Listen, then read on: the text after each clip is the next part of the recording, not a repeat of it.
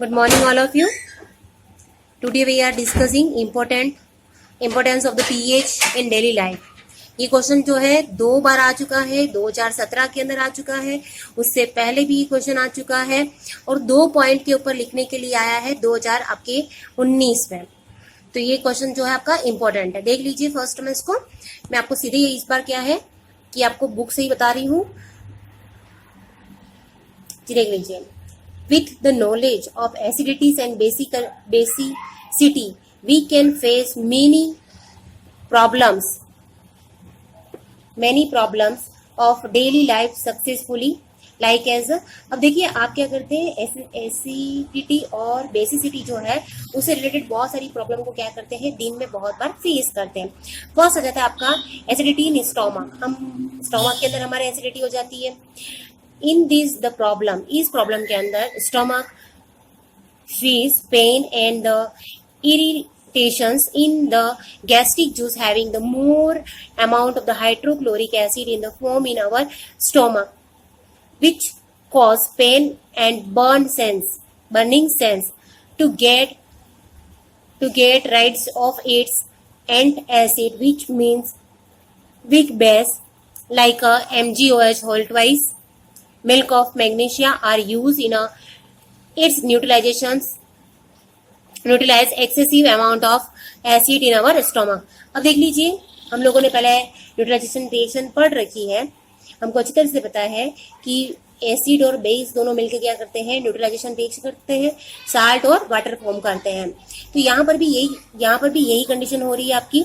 क्या हो रहा है आपकी बॉडी के अंदर, जब आपने बहुत सारा खा लिया है तो आपको क्या होता है, एक पेन स्टार्ट होता है और gastric juice, irritation of the gastric juice के कारण आपको इरिटेशन होती है। उसमें बहुत ज्यादा क्या होता है, हाइड्रोक्लोरिक एसिड आपका रिलीज होता है, जिसके कारण क्या हो जाता है, आपको बर्निंग सेंस होगा और पेन होगा, अंदर दर्द होता है बहुत सारा और जलन सी महसूस होती है।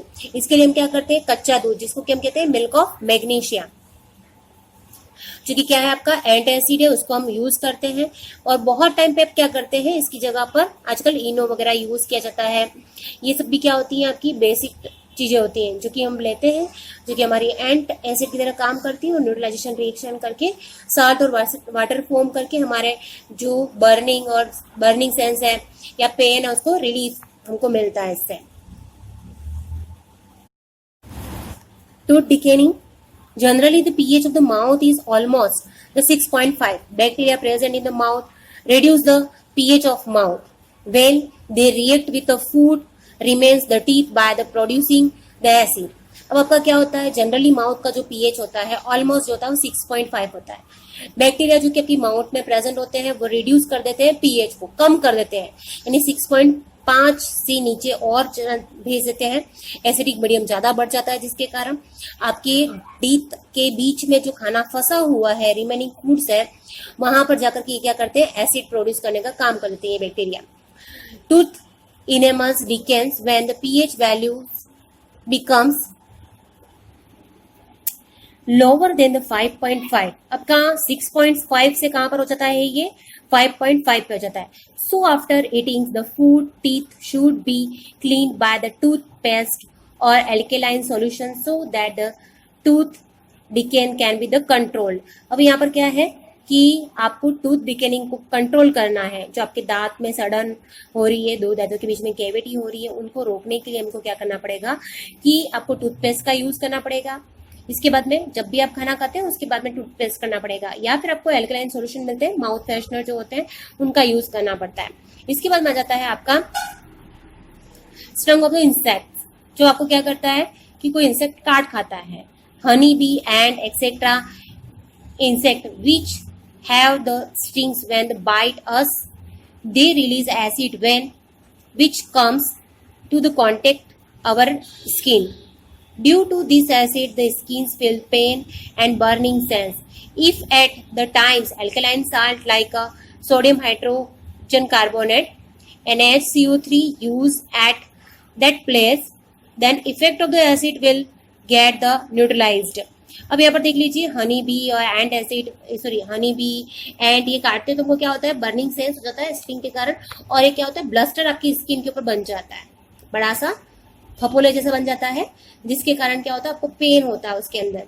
और जैसे ही आपको ये काटता है उसके बाद में आपको क्या करना है, क्योंकि उसने क्या किया, आपको एक एसिड रिलीज किया है आपकी बॉडी के अंदर, जिसको फॉर्मिक एसिड कहते हैं। इसके बाद में हम क्या करते हैं, इस जो आपका एसिड है फील द पेन, उसके कारण हमको क्या हो रहा है, फील पेन होता है और बर्निंग सेंस होता है, जिसके लिए हम क्या कर रहे हैं, एल्किलाइन जो साल्ट है जैसे कि सोडियम हाइड्रोजन कार्बोनेट है, हमने उसको यूज किया। और इससे क्या हो जाएगा, आपकी इफेक्ट होगा, क्या हो जाएगा कि न्यूट्रलाइजेशन रिएक्शन होगी। हमको जो भी ब्लस्टर हुआ है वहां पर सोडियम हाइड्रोजन कार्बोनेट को डालकर आपको क्या करना पड़ेगा कि सोडियम हाइड्रोजन कार्बोनेट को डाल करके आपको उस पर रफ करना पड़ेगा, जिससे न्यूट्रलाइजेशन रिएक्शन हो जाए, ऐसी साल्ट प्लस वाटर बने और आपका जो ब्लस्टर है वो वापस से क्या हो जाए, नॉर्मल हो जाए।